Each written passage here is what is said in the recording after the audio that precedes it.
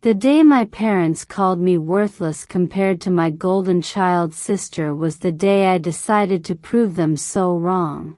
They'd spend the rest of their lives regretting every cruel word. My name is Sarah Mitchell, and this is the story of how I went from being the family disappointment to owning the very house my perfect sister tried to steal from our parents, and how my ultimate revenge was showing mercy when I could have destroyed them all. Growing up in suburban Denver, Colorado, our two-story colonial house on Maple Street was a monument to middle-class aspirations and crushing emotional inequality. The morning sunlight would stream through the bay windows of our living room, illuminating family photos that told a very specific story. My older sister Jessica was the star, and I was merely the supporting cast member who happened to share their DNA. Jessica was everything our parents, Robert and Linda Mitchell, had dreamed of in a daughter. At 25, she was 2 years older than me, with flowing blonde hair that caught light like spun gold, piercing blue eyes that sparkled with confidence, and a smile that could charm anyone into submission. She was 5 feet 7 inches with perfect posture, the kind of woman who walked into a room and commanded attention without saying a word. More importantly, she was everything I wasn't. While Jessica excelled at everything she touched, I was the child who struggled to find her place in a family that had already decided her worth. My brown hair was always described as mousy, my green eyes were ordinary, and my 5 feet 4 inches frame was constantly criticized as too short or too soft. Where Jessica was outgoing and vivacious, I was quiet and introspective. Where she was effortlessly popular, I preferred books to parties. Where she succeeded, I was perpetually falling short of expectations I never asked to meet. The inequality in our treatment wasn't subtle. It was as obvious as the difference between a spotlight and a shadow. Our parents had invested everything in Jessica's success: private ballet lessons from age 4, piano lessons from a renowned instructor, tennis coaching at the country club, and eventually, a full ride to the University of Colorado Boulder, where she studied business administration with a minor in communications. Meanwhile, I attended public school, took the city bus, and worked part-time at a local bookstore to save money for community college. The morning that changed everything was a crisp October Saturday in 2019. I was 23, working as a junior graphic designer at a small marketing firm while taking night classes to finish my bachelor's degree in digital media and marketing. I had driven over to my parents' house for our traditional family breakfast, a weekly ritual that had become increasingly painful as the years passed. The kitchen smelled of bacon and freshly brewed coffee, familiar scents that should have brought comfort but instead filled me with dread. My father sat at the head of our oak dining table, reading the Denver Post while wearing his favorite weekend flannel shirt. His graying hair was perfectly combed despite the early hour, and his reading glasses perched on the end of his nose gave him an authoritative appearance that had intimidated me since childhood. My mother bustled around the kitchen in her cream-colored cashmere sweater and perfectly pressed slacks, every movement calculated and precise. Jessica sat across from me, practically glowing as she shared the latest update about her engagement to Bradley Thornton, the son of a prominent real estate developer. Her diamond engagement ring caught the morning light, sending rainbow prisms dancing across the white tablecloth. Everything about her radiated success: her designer clothes, her perfect manicure, her confident posture as she gestured animatedly while speaking. "Bradley's father wants us to look at houses in Cherry Hills Village," Jessica announced, her voice filled with excitement. "He's thinking of gifting us a down payment as an engagement present." Can you imagine?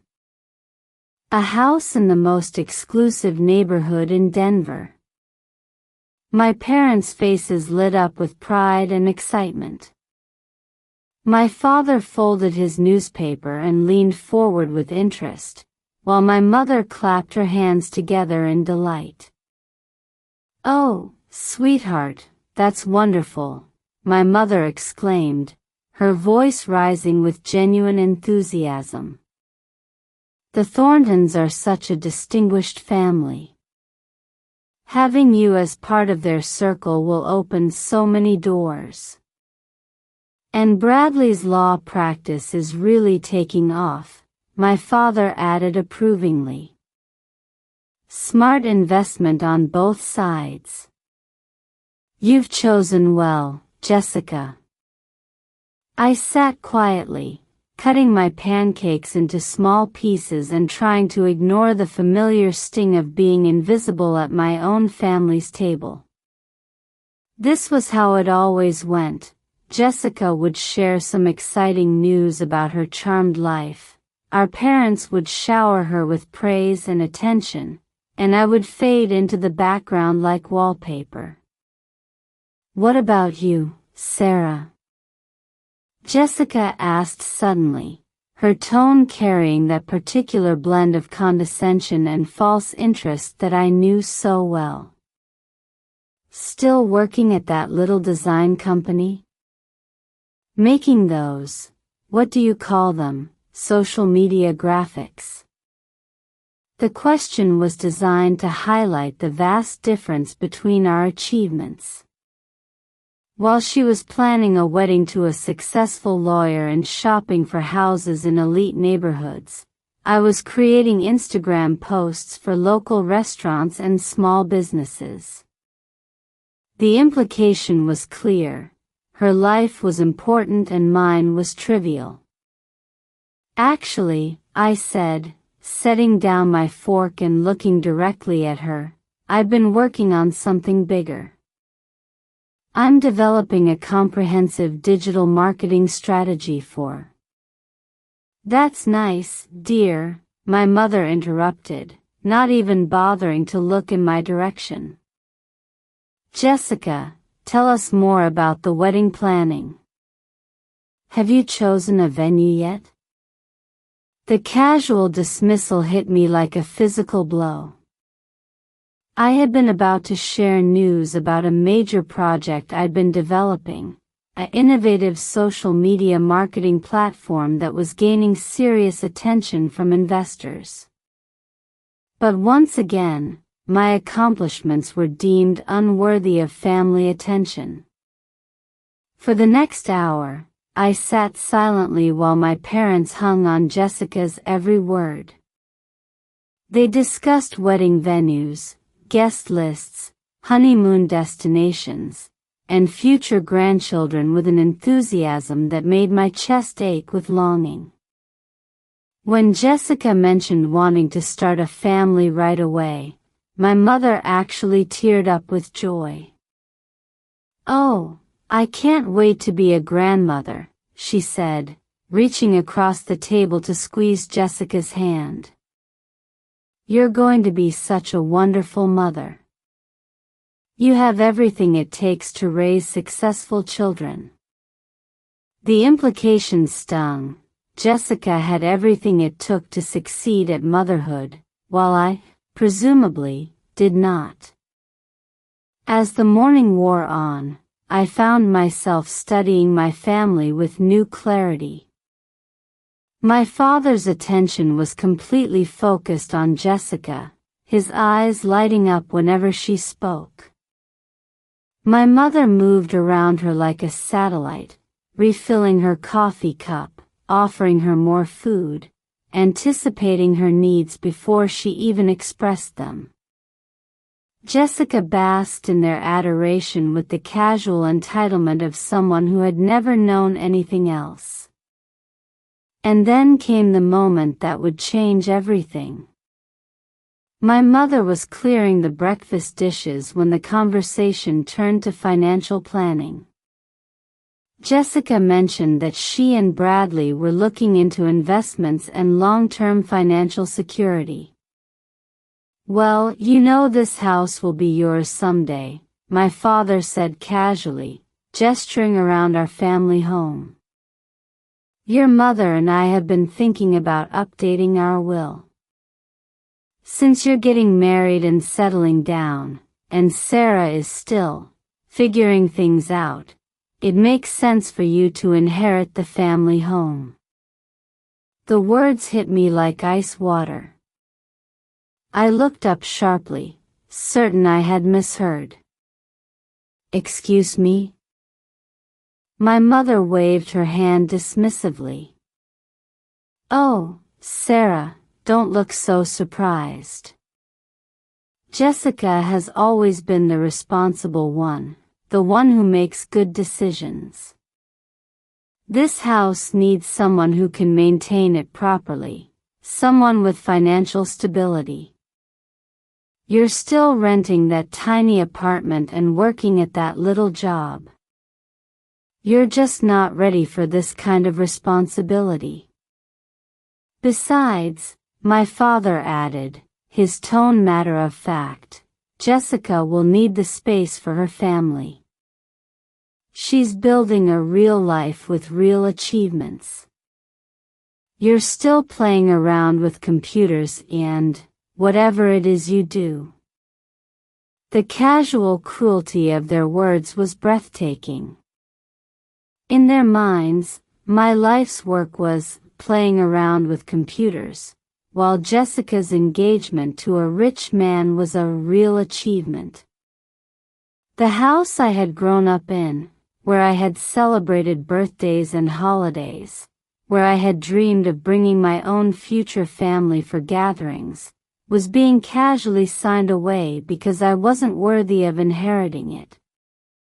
"But this is my home too," I said quietly, my voice barely above a whisper. "I grew up here just like Jessica did." Jessica laughed, a sound like silver bells that had always been praised but now felt like fingernails on a chalkboard. "Sarah, be realistic. What would you do with a 4-bedroom house? You can barely afford your 1-bedroom apartment. Mom and Dad are being practical." "Practical," I repeated, the word tasting bitter in my mouth. "Yes, practical," my mother said firmly. "Jessica has proven herself. She graduated with honors. She's marrying well. She makes smart decisions. You." She paused, her eyes scanning me with obvious disappointment. "You've always been the dreamer, the one with her head in the clouds. We love you, but we have to be realistic about your capabilities." The words hung in the air like toxic smoke. They loved me, but they didn't believe in me. They loved me, but they saw me as incapable of handling real responsibility. They loved me, but that love came with conditions and limitations that Jessica had never had to face. "You just don't have what it takes to be like Jessica," my father said, his voice gentle but devastating. "And that's okay. Not everyone can be the star of the family. Some people are meant to be supporting players." Supporting players. That's what I was to them, a minor character in the story of Jessica's success.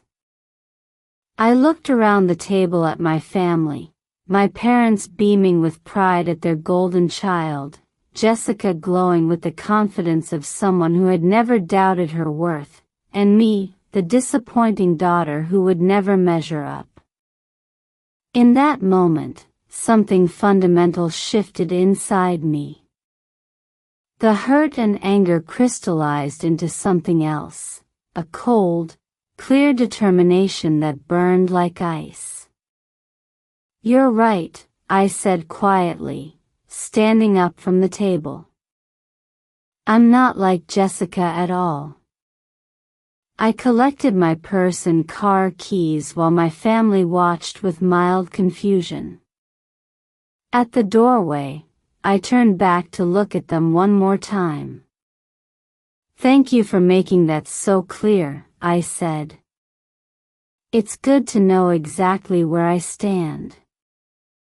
As I drove away from the house on Maple Street, my hands shaking on the steering wheel, I made a promise to myself that would change everything.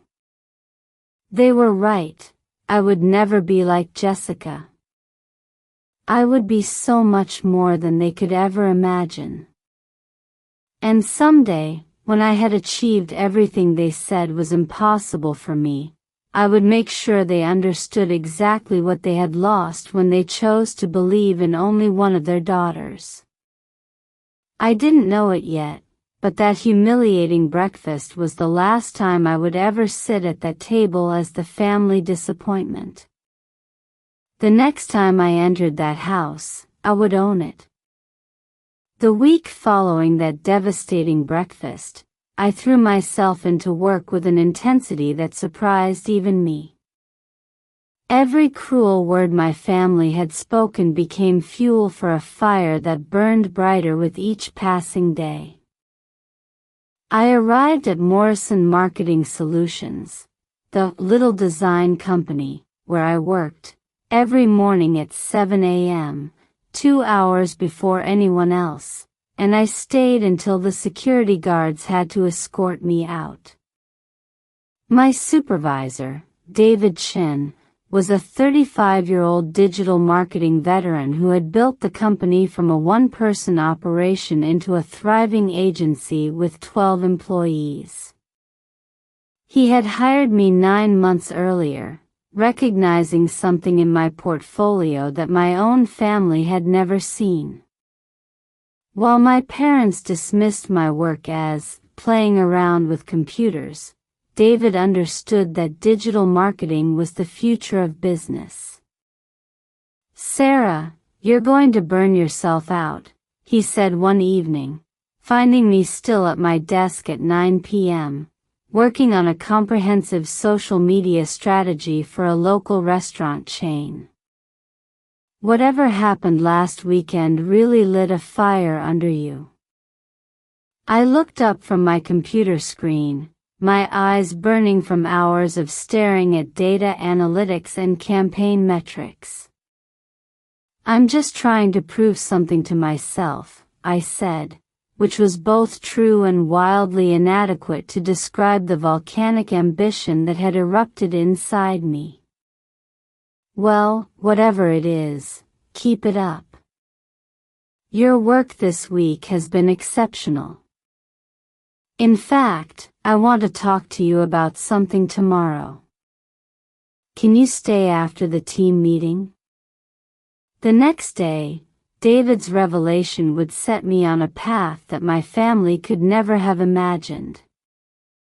After our regular staff meeting, he led me into his corner office, which overlooked downtown Denver's skyline. The walls were covered with awards, client testimonials, and photos from industry conferences. This was the office of someone who had built something real and substantial from nothing but ideas and determination. "Sarah, I'm going to share something with you that I haven't told anyone else on the team," David began, settling into his leather chair behind a desk covered with strategy documents and project timelines. "I've been developing a proprietary software platform that could revolutionize how small and medium businesses approach digital marketing. It's an AI-driven system that can create, implement, and optimize marketing campaigns with minimal human intervention. He turned his computer monitor toward me, showing a sleek interface that looked like nothing I had ever seen before. The platform could analyze customer data, predict buying behaviors, create targeted content, and adjust campaigns in real time based on performance metrics. It was like having an entire marketing department condensed into a single, intelligent system. The problem is, David continued, I'm a great marketer, but I'm not a programmer. I need someone who understands both the creative and technical sides of digital marketing. Someone who can help me refine the user experience and develop the marketing strategy for the platform itself. I think you might be that person. I stared at the screen, my mind racing with possibilities.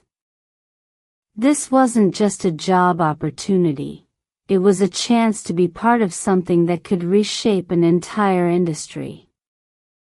Why me? I asked. You have more experienced designers, people with better credentials. David leaned back in his chair, studying me with the intensity of someone making a crucial business decision. Because you see things differently. Your campaigns always have this emotional intelligence that our other designers miss. You understand that marketing isn't just about pretty graphics, it's about connecting with people's deepest needs and desires. Plus, you work harder than anyone else here, and lately, you've been working like someone with something to prove. He wasn't wrong about that last part. What exactly are you proposing? I asked, trying to keep my voice steady despite the excitement building in my chest. Partnership, David said simply. 20% equity in the platform, plus your current salary while we develop it. If this works the way I think it will, we could be looking at a multi-million-dollar company within 3 years. Are you interested? I thought about my family's breakfast table, about Jessica's diamond ring and my parents' casual dismissal of my capabilities. I thought about being called a supporting player and being deemed unworthy of inheriting my childhood home.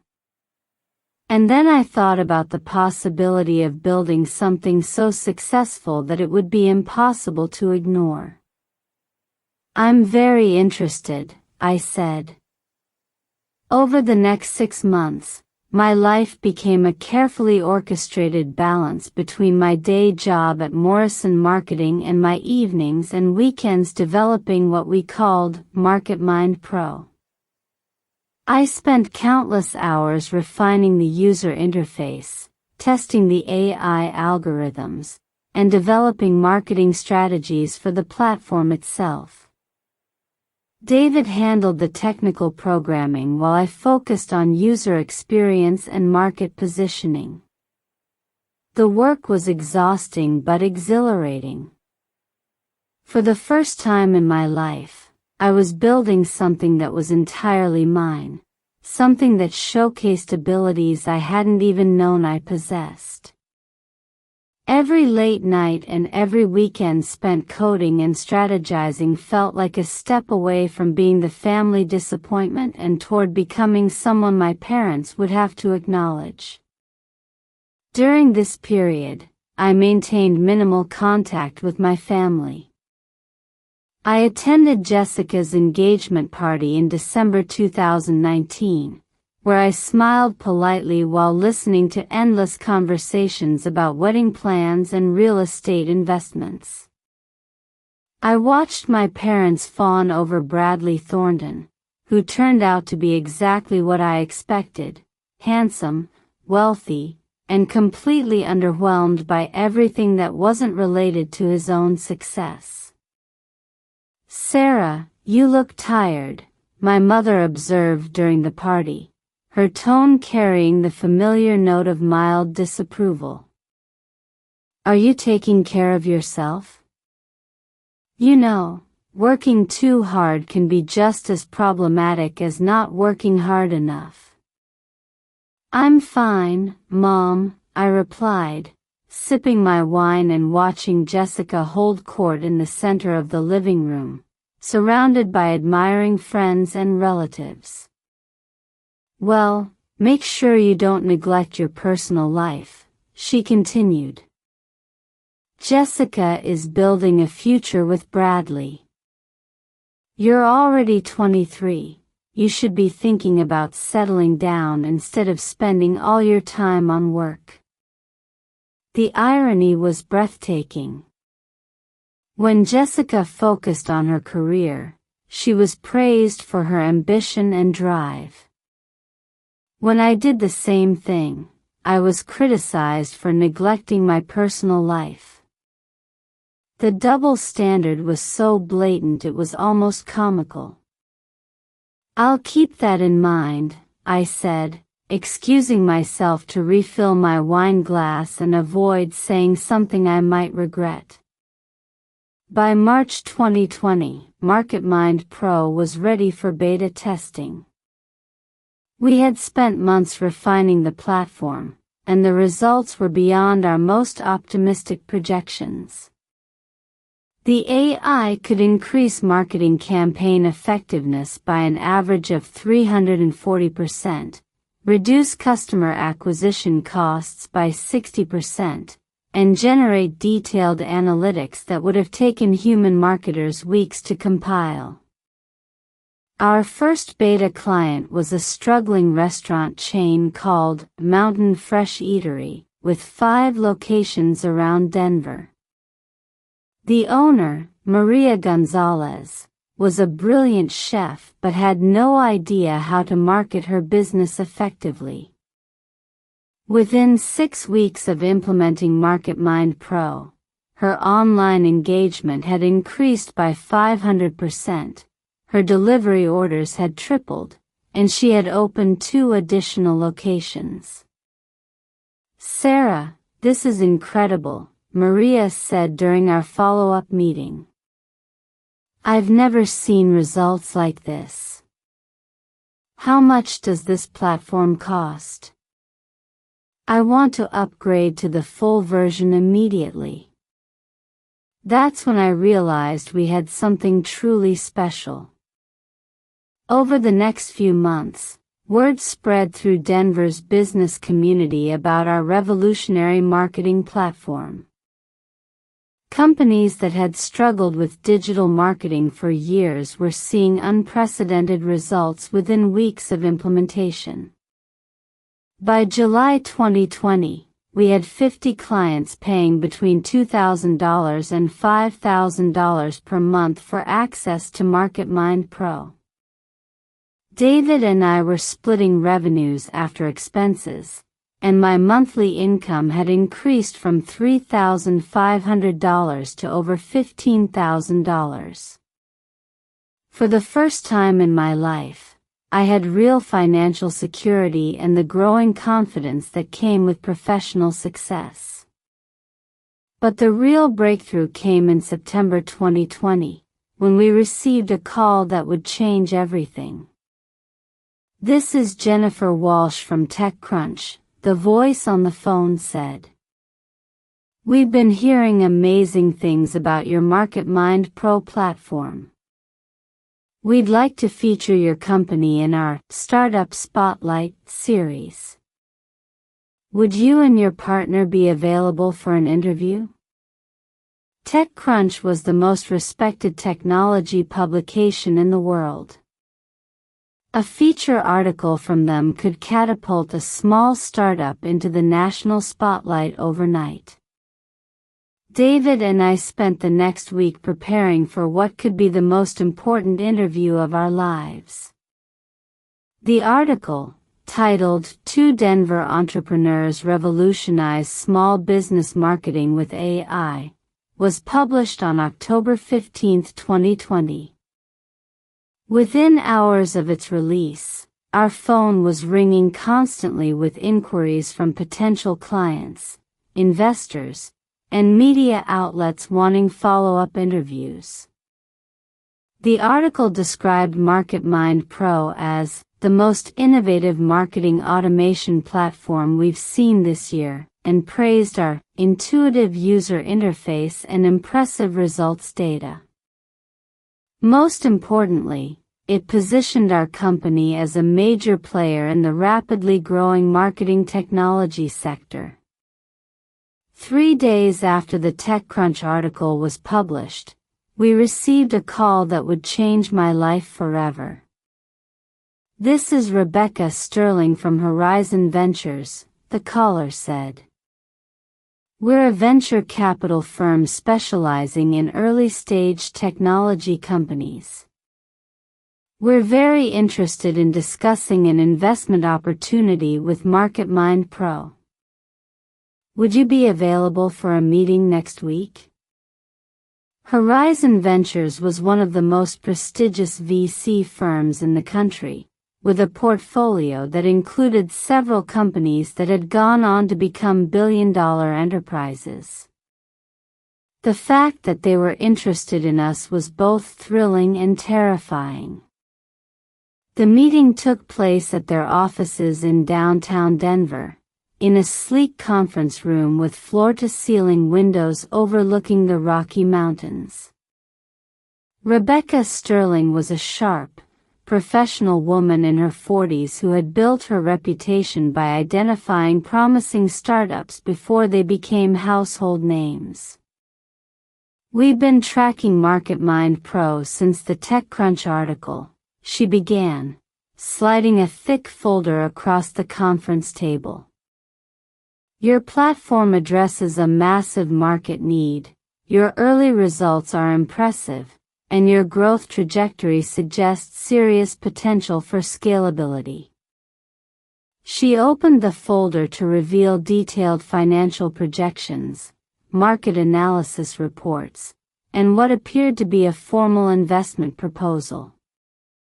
"We'd like to offer you $2 million in series of funding in exchange for 30% equity in the company," she said. "This would give you the capital needed to scale nationally and compete with established players in the marketing automation space."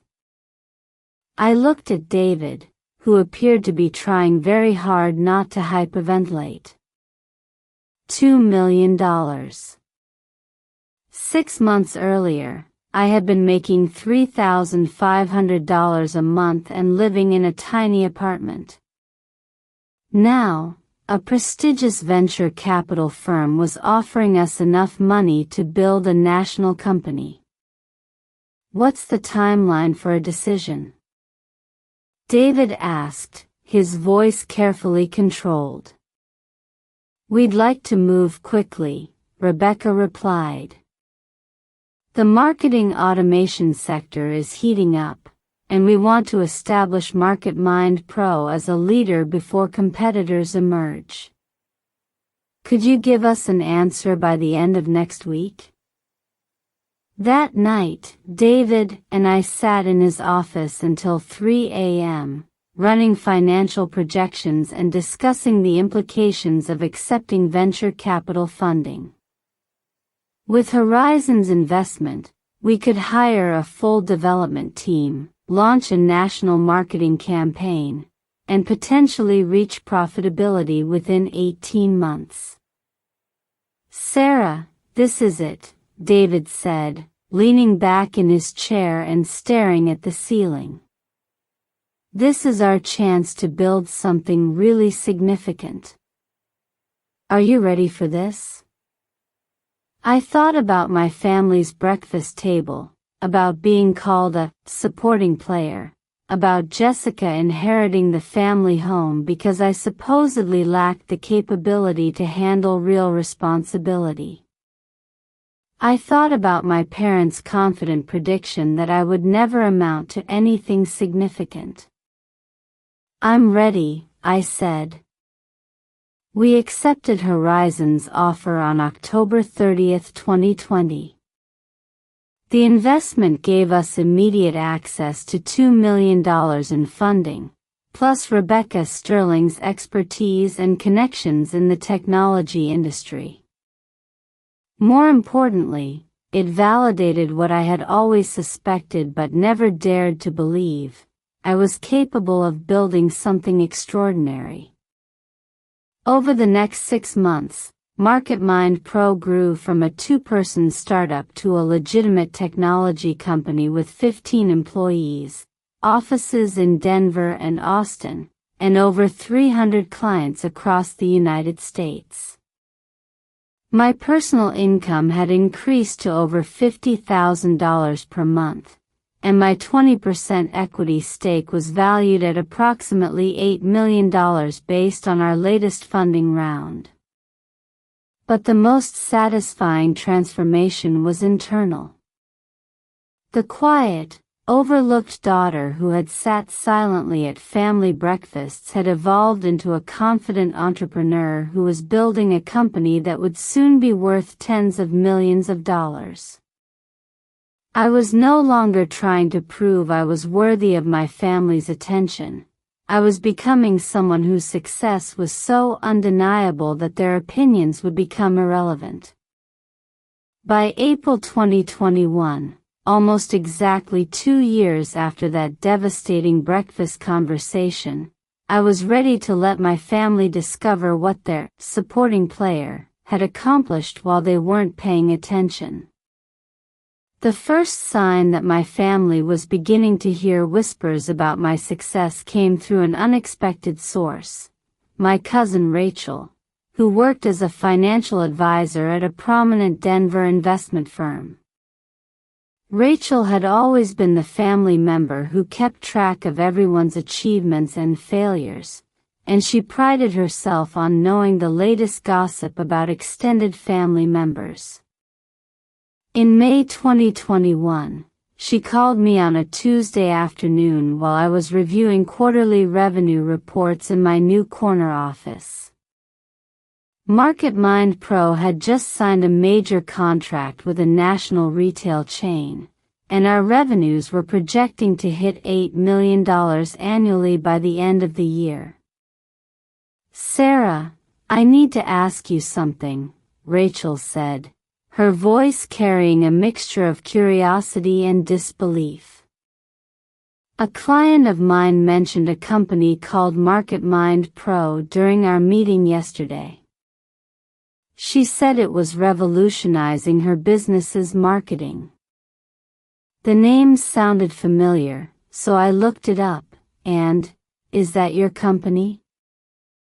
I leaned back in my ergonomic chair, looking out at the Denver skyline through my office windows.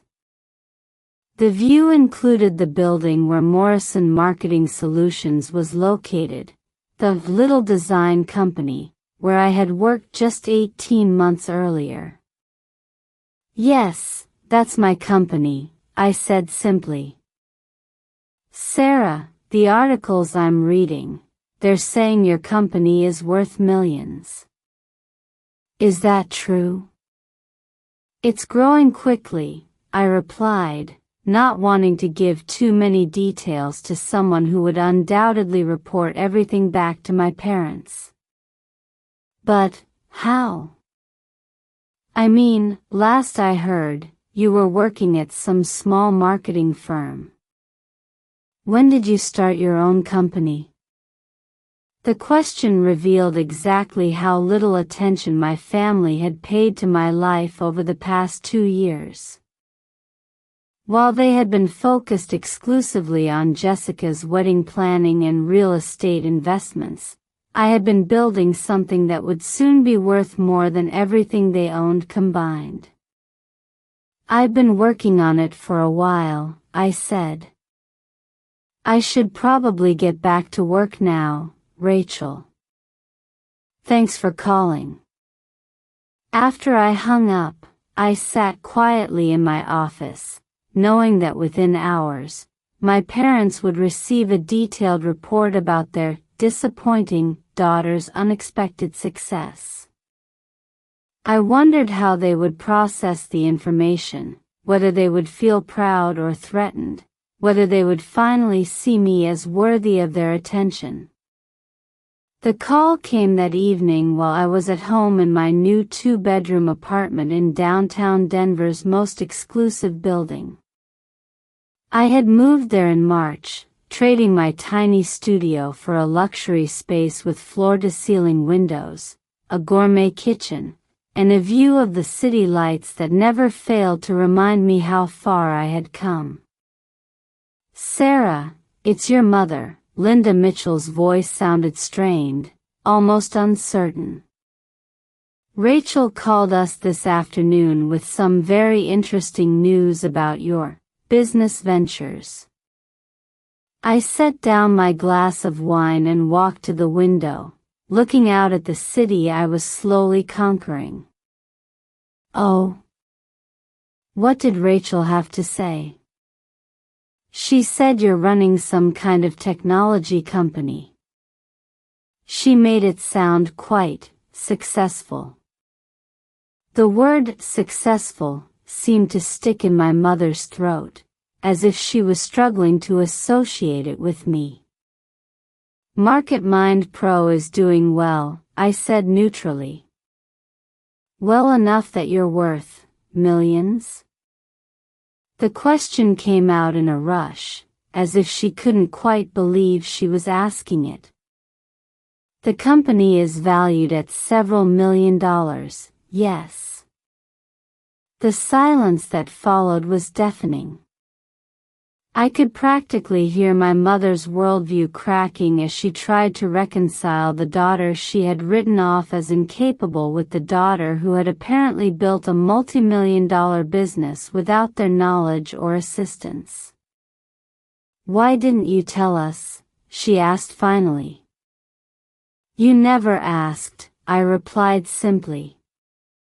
"Every time I tried to share news about my work, you changed the subject to Jessica's latest achievements. I assumed you weren't interested in hearing about my playing around with computers." Another long silence. "Well, we'd love to hear about it now," she said, her voice taking on that artificially bright tone she used when trying to smooth over uncomfortable situations. "Why don't you come to Sunday dinner this week?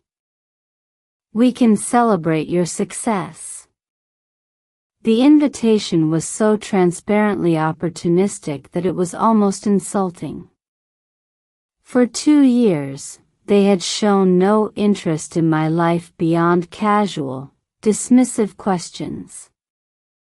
Now that they had learned I was financially successful, they suddenly wanted to celebrate me. "I'll think about it," I said. "I've been very busy with work lately." "Of course, dear. We understand.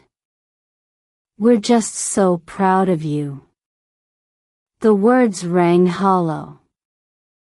They were proud of my financial success, not of me as a person.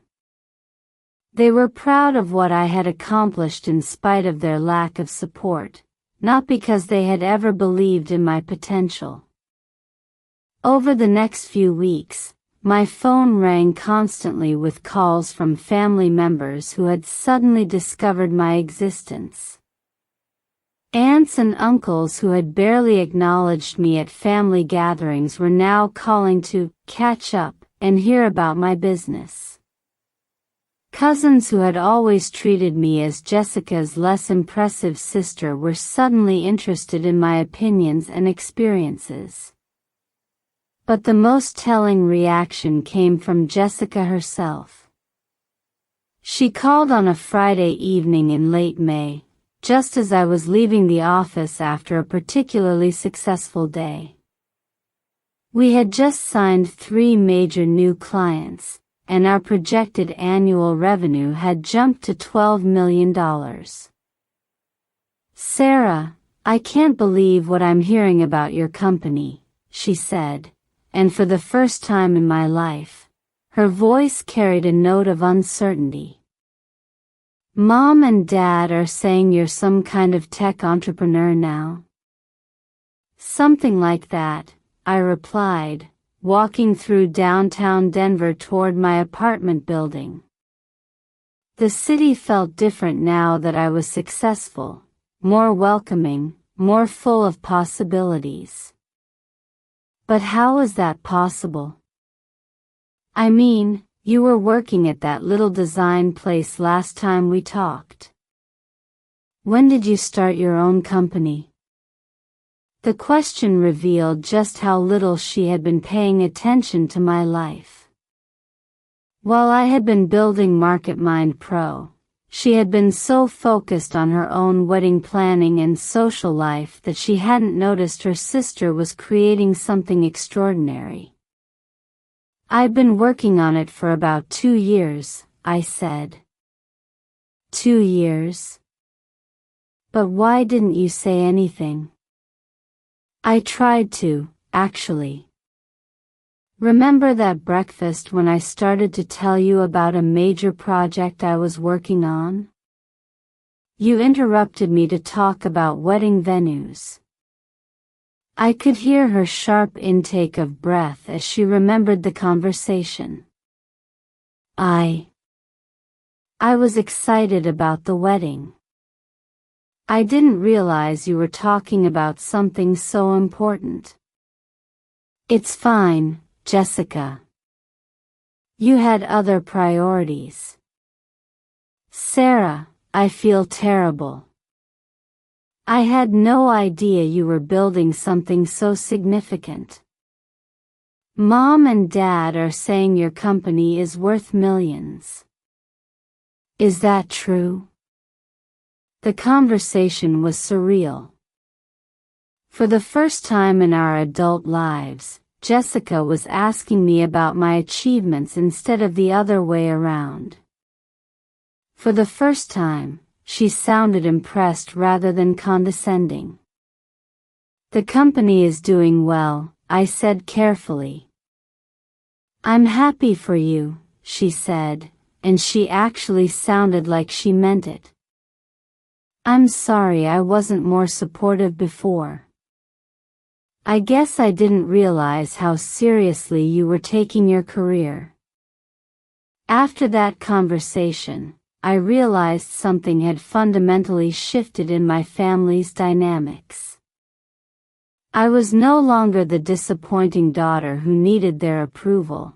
I had become someone whose success commanded their attention and respect. But the most dramatic change came in July 2021, when my family's financial situation took an unexpected turn. My father called me on a Wednesday morning, his voice tight with stress and embarrassment. "Sarah, I need to discuss something with you. It's difficult to talk about."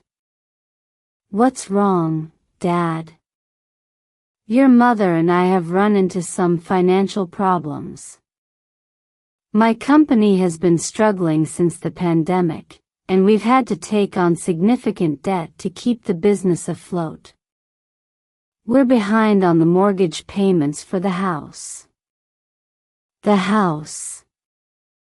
The 4-bedroom colonial on Maple Street that they had casually promised to Jessica because I supposedly wasn't responsible enough to inherit it. "How behind?" I asked. 3 months. The bank is threatening foreclosure. We've tried everything, talked to financial advisors, looked into refinancing, even considered selling some assets. But with the current market conditions and our debt situation. He trailed off, unable to finish the sentence. "What about Jessica and Bradley? Can't they help?" We asked, he said quietly. Bradley said their money is tied up in their new house and wedding expenses. Jessica said they're just getting started in their careers and can't take on our financial obligations. The irony was devastating. The golden child they had invested everything in, the daughter they had chosen to inherit the family home, was unable or unwilling to help them keep that home when they needed her most. "How much do you need?" I asked. $75,000 to catch up on the mortgage and cover the immediate debts. "But Sarah, I'm not calling to ask you for money.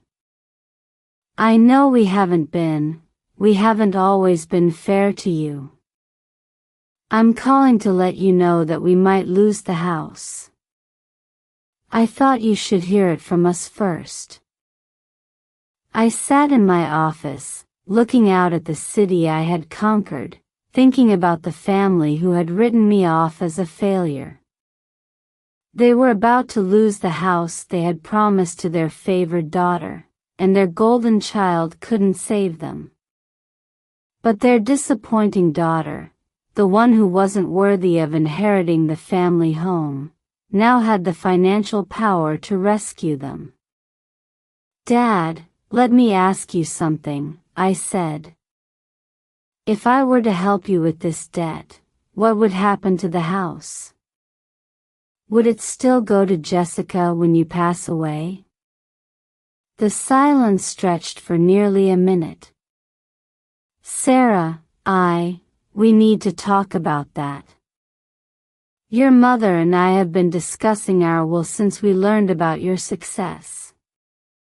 We realize we may have been hasty in our previous decisions."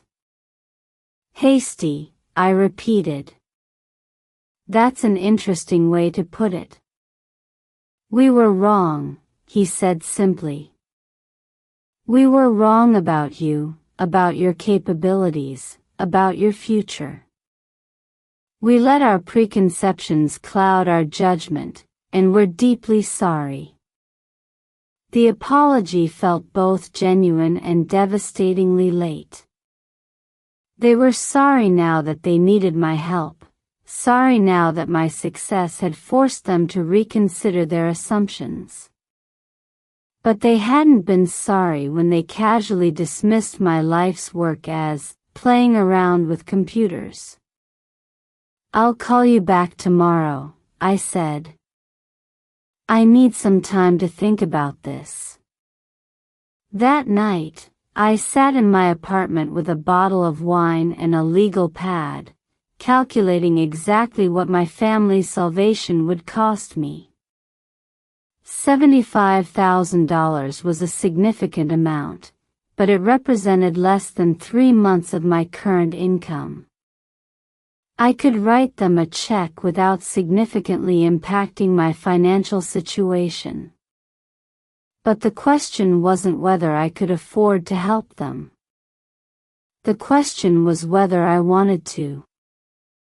I thought about that breakfast conversation 2 years earlier, about being called a supporting player, about watching my parents promise my childhood home to their favored daughter.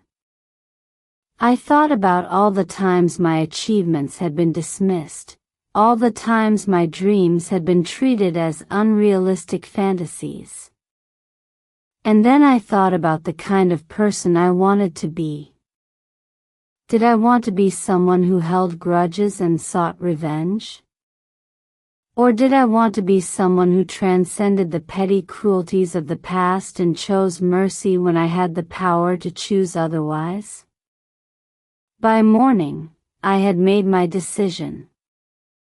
The next evening, I drove to my parents' house on Maple Street for the first time in over 6 months.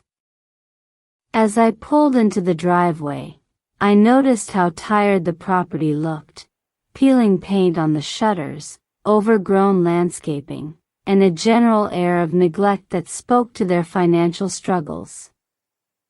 This was the house they had promised to Jessica, the house I supposedly wasn't worthy of inheriting. My parents met me at the front door with expressions of nervous hope mixed with deep embarrassment. My father had aged visibly since I'd last seen him. His hair was completely gray now, and his face carried the drawn look of someone under severe financial stress. My mother was still impeccably dressed, but her smile was strained and her hands shook slightly as she gestured for me to come inside. "Sarah, thank you for coming," she said, her voice carrying an unfamiliar note of deference. "Can I get you something to drink? Coffee? Wine?" The role reversal was remarkable. For the first time in my life, my mother was treating me like an honored guest rather than a disappointing daughter who needed to be tolerated. We sat in the living room where I had spent countless childhood hours feeling invisible and inadequate. The furniture was the same, the cream-colored sofa, the mahogany coffee table, the family photos lining the mantelpiece. But the dynamic had shifted completely. Instead of being the supplicant hoping for attention and approval, I was now the person with the power to solve their most pressing problem. "Dad told me about the financial situation," I said, settling into the armchair that had always been my father's designated spot. $75,000 to cover the mortgage and immediate debts. "That's right," my father said, his voice tight with embarrassment. "Sarah, I want you to know that we're not asking you for this money. We know we haven't earned the right to ask you for anything. We just wanted you to understand the situation." "Actually," I said, reaching into my purse and pulling out a folded check, "I think you'll find that you have earned something from me." I handed him the check, which I had written that morning for exactly $75,000. My parents stared at it in stunned silence. "Sarah, we can't accept this," my mother said, though her eyes remained fixed on the check. "It's too much. We don't deserve this kind of generosity from you." "You're right," I said calmly. "You don't deserve it. But I'm not giving it to you because you deserve it.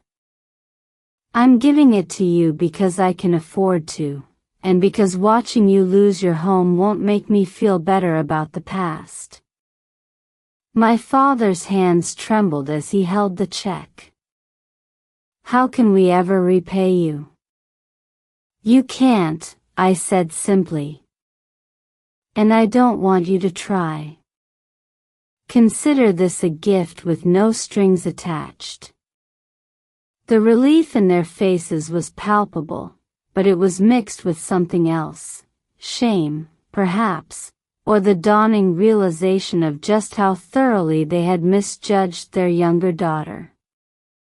"There is one condition, though," I continued, and I saw both of them tense up. "I want to buy the house from you." The silence that followed was so complete I could hear the antique clock ticking on the mantelpiece. "Buy the house," my mother repeated weakly. "I'll pay you fair market value, $420,000 based on the recent appraisal you mentioned. That will give you enough money to pay off all your remaining debts, downsize to something more manageable, and still have a substantial nest egg for retirement." My parents exchanged glances, communicating in the wordless language of couples who had been married for over 30 years. "But Sarah," my father said carefully, "we told Jessica she would inherit this house. How do we explain that to her?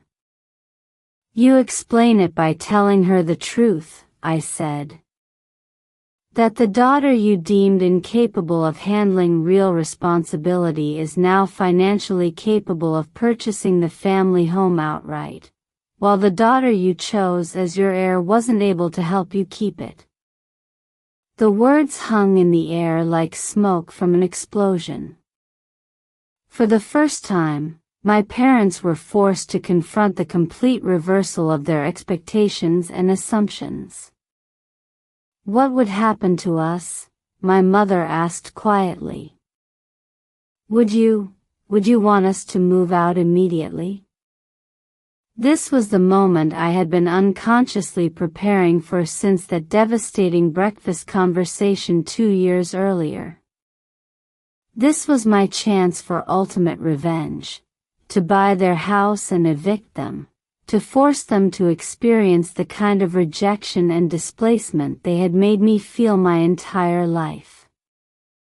Instead, I chose something far more powerful. Actually, I was hoping you'd stay, I said, watching their faces carefully.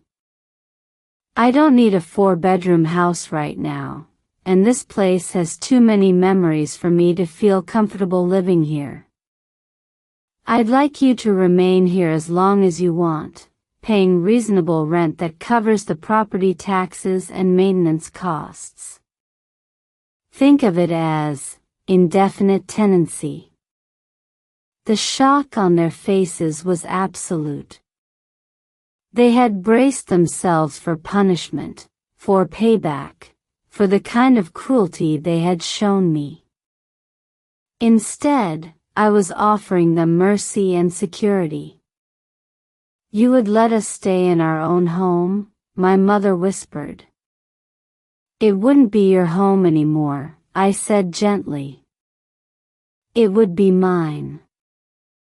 But yes, I would let you stay here. This house raised me, even if you didn't always see my value while I was growing up here. I have no interest in destroying the place where I learned to dream big enough to prove you wrong. My father broke down crying, the first time I had ever seen him show such emotion.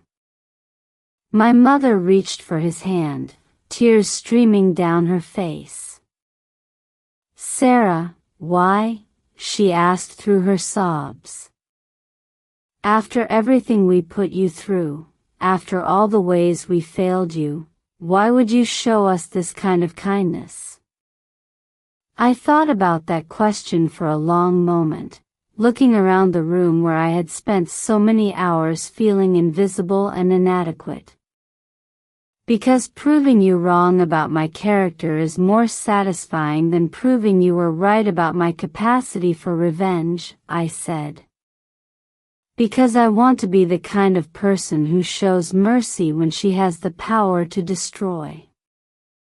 And because, despite everything, you're still my parents, and I'd rather have you in my life than spend the rest of my years nursing grudges.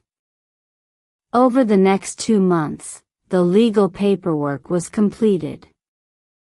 I purchased 247 Maple Street for $420,000 in cash, giving my parents enough money to eliminate all their debts and establish a comfortable retirement fund.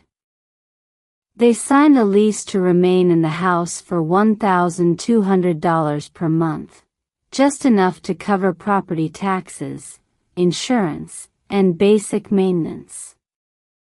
Jessica's reaction to these developments was complicated. She called me 3 days after the sale was finalized, her voice a mixture of shock, hurt, and begrudging respect. Sarah, I can't believe you bought Mom and Dad's house, she said. I mean, I'm grateful that you helped them, but that house was supposed to be mine. According to whom? I asked, settling into my home office chair with a cup of coffee and a stack of MarketMind Pro quarterly reports. According to them, they told me I would inherit it. We had plans for that house. Bradley and I were going to renovate it, raise our children there. It was going to be our family home. The entitlement in her voice was breathtaking. She was upset that I had purchased a house she had never owned, using money she couldn't have raised, to solve a problem she had been unable or unwilling to address. Jessica, they were 3 months behind on the mortgage, I said patiently. The bank was threatening foreclosure. If I hadn't intervened, there wouldn't have been a house for anyone to inherit. But we could have figured something out. We could have taken out a loan, or... Could you? I interrupted. Because Dad said you told them your money was tied up in your own house and wedding expenses. The silence stretched uncomfortably. That's different, she said finally. We're just starting out. We have our own financial obligations. And I don't? Well, no, but you're single, you don't have the same responsibilities we do. The logic was remarkable. Because I wasn't married, my financial obligations somehow mattered less than hers. Because I had built my wealth through my own efforts rather than marrying into it, I was somehow more expendable when family crises arose. Jessica, let me ask you something, I said, leaning back in my chair. In the 2 years since you found out about my company's success, how many times have you asked me about my work? How many times have you shown interest in what I'm building or how I'm doing? Another long silence. I've been busy with the wedding, Anne. 0 times, I said, cutting her off. The answer is 0. You've never asked about my company, my challenges, my achievements, or my goals. But now you're upset that I used my success to help our parents in a way that doesn't directly benefit you. That's not fair, she protested. Isn't it? For our entire lives, you've been the family priority. Every family conversation has centered around your achievements, your plans, your needs. You were promised inheritance of the family home because you were supposedly the responsible one, the one with financial stability. But when Mom and Dad actually needed financial help, where were you? She had no answer for that. Sarah, I know we haven't always been. I know the family dynamic hasn't been fair to you, she said finally. But I never meant to hurt you. I always thought you were fine with being the quiet one, the independent one. I wasn't fine with it, I said simply. I just learned not to fight battles I couldn't win. But now I can win any battle I choose to fight, and I'm choosing to win by being better than the people who underestimated me. The conversation ended awkwardly, but it marked a turning point in our relationship. For the first time, Jessica was forced to see me as someone with my own agency and power, rather than as a supporting character in her life story. The most significant change, however, came in my relationship with my parents. Living in the house I now owned, they were forced to confront daily reminders of how completely they had misjudged me. Every month when they wrote me a rent check, every time they needed permission for major home improvements, every time neighbors asked about their landlord daughter, they faced evidence of my success and their previous blindness. But rather than breeding resentment, this dynamic seemed to inspire genuine reflection and growth. My father, in particular, became genuinely interested in my business for the first time. He started asking thoughtful questions about marketing technology, economic trends, and entrepreneurship. He read articles about MarketMind Pro online and shared them with his friends, clearly proud of what I had accomplished. My mother's transformation was even more dramatic. She began telling people about my success with an enthusiasm that felt authentic rather than performative. She started keeping track of my company's milestones and achievements, asking detailed questions about my challenges and goals.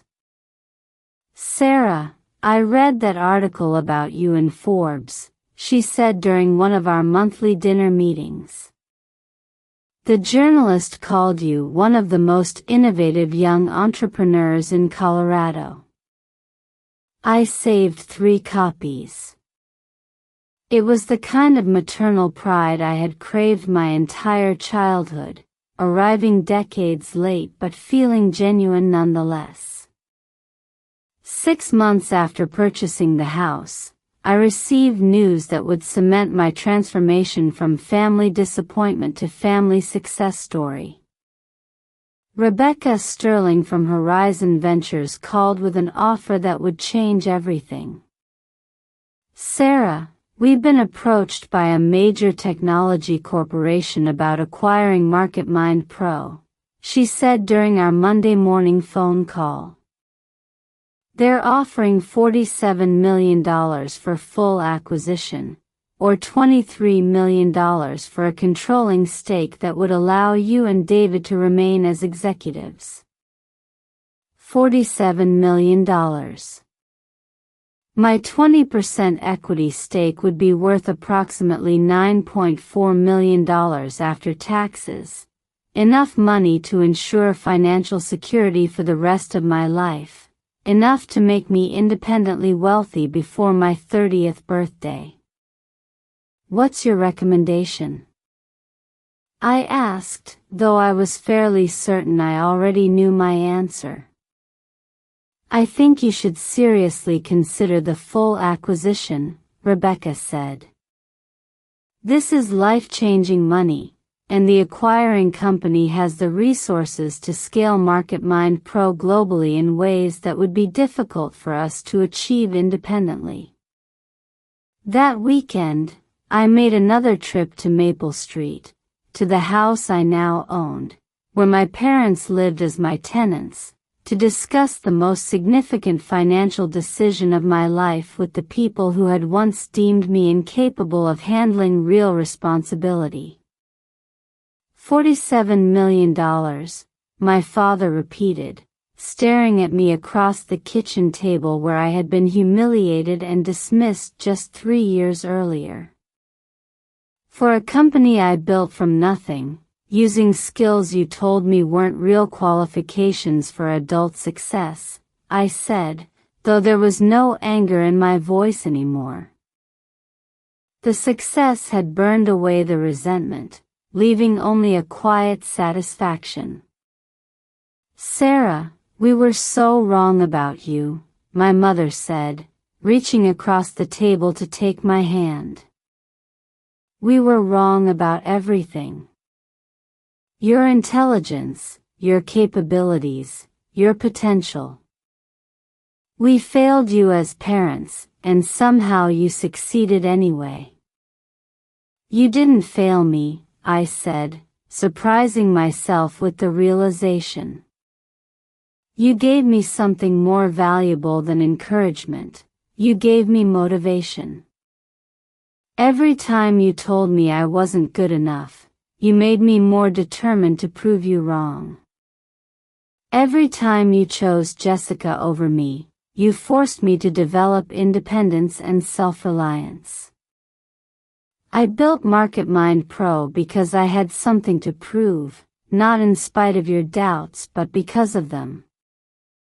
The conversation lasted until well past midnight, covering years of miscommunication, missed opportunities, and mutual misunderstanding. For the first time in my adult life, I felt like I was having an honest conversation with my parents rather than performing for their approval. I accepted the acquisition offer on the following Tuesday. After taxes and expenses, my share of the sale came to $8.7 million, enough money to ensure that I would never again have to worry about financial security, enough to invest in new ventures, enough to live comfortably for the rest of my life. But more importantly, the sale validated everything I had believed about myself during those years when my family saw me as the disappointing daughter. I had built something valuable, something that major corporations were willing to pay tens of millions of dollars to acquire. I had proven that their supporting player was actually the star of her own story.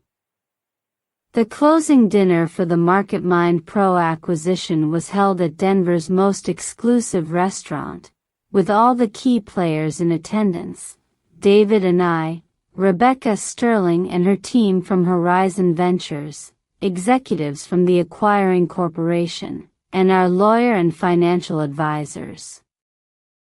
It was the kind of high-stakes business dinner that my family would never have imagined me capable of navigating. Halfway through the evening, I excused myself to step outside and make a phone call. "Hi, Mom," I said when she answered. "I just wanted to let you know that the deal is finalized. MarketMind Pro has been sold."